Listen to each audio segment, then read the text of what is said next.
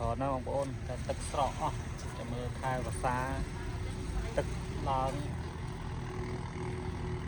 អត់មើលបងប្អូនអើយនៅស្នុកទ្រូនេះ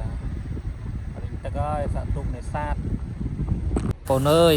កលេចមើលទូបងប្អូនរាប់រយគ្រឿងតែម្ដងបងប្អូនបាទไปឈរចោលបាទពេលល្ងាចពេលយប់អីបានចាប់ផ្ដើមនេសាទជំរាបសួរពុកម៉ែបងប្អូនអរគ្នាឥឡូវនេះខ្ញុំកំពុងតែនៅស្នុកទ្រូបាទហើយខាងក្រោយខ្ញុំនេះពុកម៉ែបងប្អូនឃើញហើយគឺប្រជាពលរដ្ឋកសិករយើងកំពុងតែនេសាទត្រីតាមការដាក់មងដាក់អីជាដើមបាទនេះទឹកដីកំពុងឆ្នាំងបាទហើយពីក្រោយឃើញទន្លេឃើញអីហ្នឹងបងប្អូនបាទ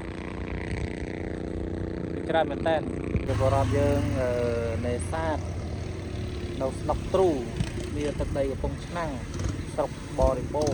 បាទចូលតាមផ្សារពុទ្ធលីចូលមកក្នុងមក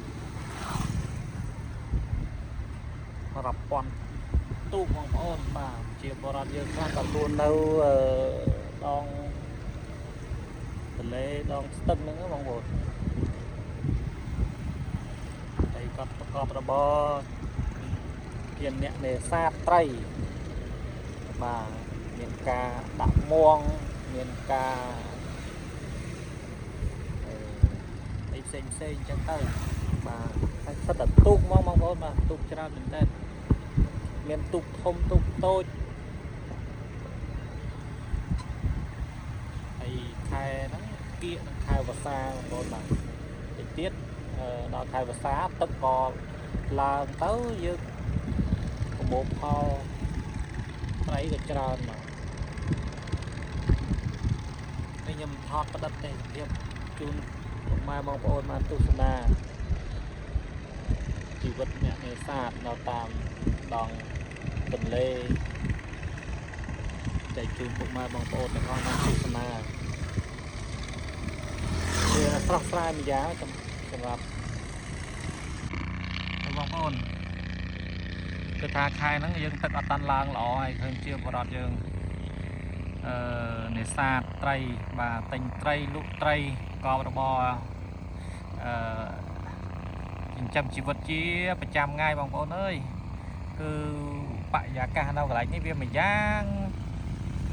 វាស្រស់ស្អាតបាទវាស្រស់ស្អាតមែនតើហើយនោះផ្ទះជាបរិបទយើងដែលស្នាក់នៅ